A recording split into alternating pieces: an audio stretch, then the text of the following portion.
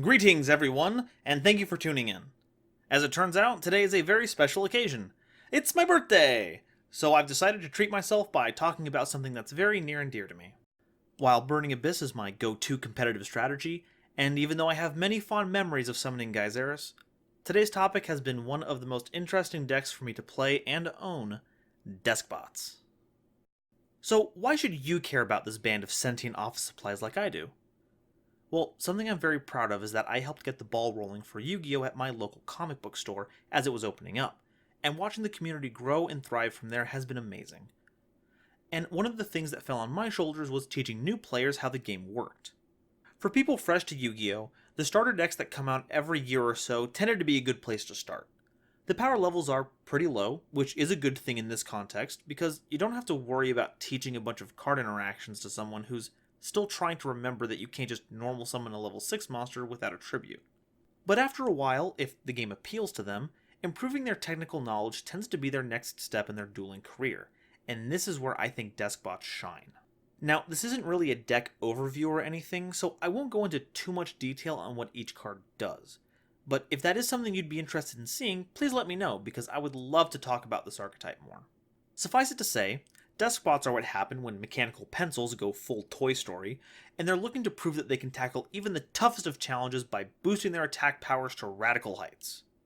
What makes them so uniquely situated as a teaching tool is that they accomplish their beatdown by various methods, some of which look pretty familiar to more modern strategies, as well as having interactions in almost every phase of the game. Deskbot 3, for instance, is basically Tour Guide of the Underworld but for the entire theme, making it the archetypal good normal summon monster like Stratos. It's also got a quick effect that boosts attack power, so it gives you an opportunity to make some plays during your opponent's turn. Deskbot 2 fills the role of the extender, searching you any Deskbot card from your deck when it's special summoned, which just so happens to pair nicely with Deskbot 3. Deskbot 1 can gain a hefty amount of attack through swarming, but it's also a tuner to teach about synchro summoning, as well as having a cool graveyard trigger. You've got Deskbot 4, which is a great way to break down the battle phase and all of its little intricacies. Deskbots 5 through 8 are all pendulum monsters, so you've got the opportunity to teach how that mechanic works. 5 and 6 even have the opportunity to show how pendulum's on-destruction effects interact with them being spells, but also monsters and them going to the extra deck when they're destroyed, all that fun stuff. Deskbot 9 works like your typical boss monster, complete with its own protection effect and one heck of a game ender. We've got Deskbot Jet, which provides a good opportunity to learn how to synchro summon, as well as showing that you can destroy your own cards for benefits, which can be a rough concept for some new players to get a hold of. Lastly, we have Deskbot Base, the sole non-monster card in the lineup. It's also a field spell, so you have a card that interacts with that zone, as well as giving the player an opportunity to mulligan their hand to try and improve their lines of play. With so many high-level monsters, the deck does, with more frequency than I'd like to admit, brick, but Base can help alleviate some frustrations. So, with all of these, there are a number of lessons that you can learn from playing Deskbots. My personal favorite is holding on to your effects until they matter the most, and I can't think of a better example than Deskbot 3. Its quick effect can be used to give a massive attack bonus to any of your Deskbots, but it can also be used defensively.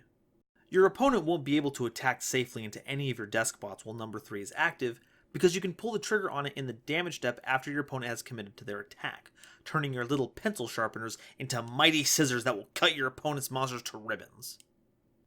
However, if you activate number 3's effect as soon as you have priority on your opponent's turn, then they'll be able to attack freely into whichever Deskbot didn't get boosted. Or even worse, they'll know where to direct their removal spells once you've committed. Another lesson that's a bit more of a disappointment is how Deskbot 4 interacts with Deskbot 1. Or rather, how they don't interact. See, number 1 summons itself from the graveyard if you summon 2 or more machine monsters at the same time. This effect can trigger off of pendulum summoning, as well as resolving a machine duplication. And if it were worded slightly differently, it could also summon itself from the graveyard when number 4's effect resolves, which summons 2 Deskbot monsters from either your hand or graveyard when you destroy an opponent's monster by battle. However, since that destruction happens during the damage step, Deskbot 1's little caveat there comes into play, meaning that you can't summon it. This makes it an important lesson about reading your cards.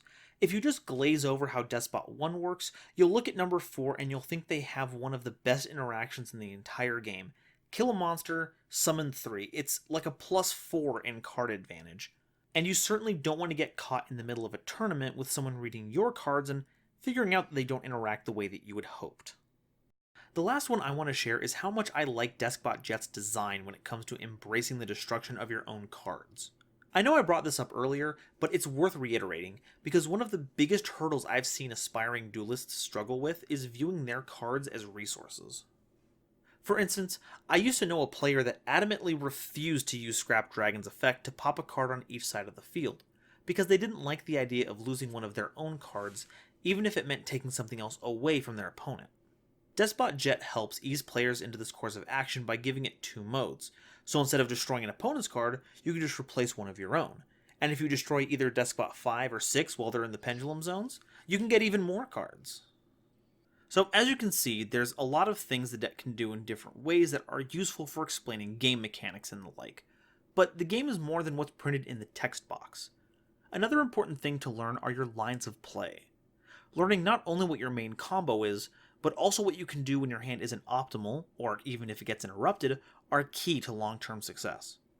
Deskbots 2 through 4 offer some really good practice in this regard, because each of them have very flexible effects that you can adapt to the situation at hand. On normal summon, Deskbot 3 can summon one of up to 8 other monsters, which can give you things ranging from targeting protection from Deskbot 8, a search to smooth out your hands with Deskbot 2, or a brutal offensive push with Deskbot 4. Number 2's special summon can complete a pendulum scale, grab Deskbot 3 as an extender if you manage to special summon it without using your normal summon, or grab Deskbot Base if you want a little more oomph. Deskbot 4 has a slew of choices not just about what you can send to the grave for its attack boost, but it also rewards good play sequencing by giving you all the benefits of his attack effect while still getting to do damage. See, if number 4 sends a Deskbot from your deck to boost his attack, you can't deal damage for the rest of the turn. But the special summon effect that triggers after destroying a monster is separate from that one. If you can manage to boost number 4 with effects like 2 and 3, you can manage to run over other monsters while still pushing for damage. But sometimes you'll just have to bite the bullet and foolish a Deskbot for his effect, even if you could deal damage otherwise, because having the right Deskbot at the right time is crucial. For instance, the monsters you summon back with 4 come out in defense position, but if you set up Deskbot 6 in the grave, you can use its summon effect to swap either itself or the other monster you summoned to attack position to get in another attack. Or you could send Deskbot 1 to the grave to set up synchro plays. Just because you can't summon it out of the graveyard in response to 4's effect doesn't mean you can't just grab it out of the effect directly with it. And if you need spell and trap removal, just send number 5 and he'll get that taken care of for you. By themselves, the Deskbots cover just about every mechanic the game has to offer, save for effect damage, life point gain, and the other extra deck types. However, those first 2 are pretty easy to teach if the player has a fundamental grasp of the game, and there are some pretty cheap extra deck monsters you could put in that would supplement the deck nicely, like Mrs. Radiant, Gigant X, and, Fusion. What's a Fusion? Okay, I guess there really isn't a good way to teach Fusion here, but I guess there's another lesson in that too. Not every deck can do everything. Speaking of frugal card choices, the last thing about this deck that makes it a great teaching tool is that it's incredibly affordable. Every card in the archetype is printed in common, so you won't have to worry about having to drop a lot of money on a necessary ultra or secret rare just to run someone through the ropes. After putting the core cards through a few online resellers, I couldn't find them for anything over $8, not including shipping. So if you buy cards online and you can sneak these cards into an order, they're a great investment. And if you can find them in the bulk of your local game store, hey, all the better. Of course, the question at this point is, why bother buying cards I'm only going to use to teach people if I could just use an emulator? Well, if you can't gain access to those cards, then it's better than not having anything at all. And if you're teaching someone over the internet, I don't think there's really an alternative to using emulators. But if you're at your game store teaching someone who's completely new to the game, or you're hanging out with a friend and they get interested, I highly encourage you to pick up the physical cards and play around with those.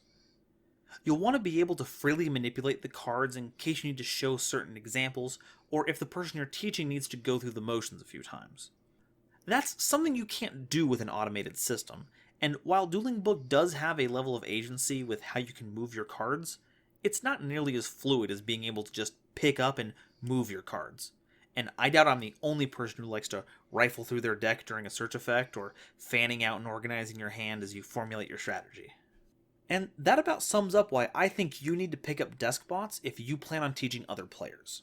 It's got a lot of different effects, they provide a lot of choice on how to resolve those effects, and they'll probably be the cheapest deck you've ever bought. Personally, I'd go with something like this. It's got some solid ratios for the Deskbots, and a few generics and extra deck monsters to round things out. Remember, this isn't meant to be something that's competitive in a modern environment. It's got just enough to fiddle with as many mechanics as possible to provide some practical experience. I hope this video can help bring new players into the game, and help them grasp the fundamentals of Yu-Gi-Oh! If you're hungry for more teaching tools, Simo's How to Play Yu-Gi-Oh! Playlist comes highly recommended, which I'll be linking in the description. It has info about a lot of non-card mechanics like how turns work, as well as info on each extra deck monster type. And they each have their own dedicated video, so you can focus on and rewatch the parts you need refreshers on easily. Thank you all so much for listening.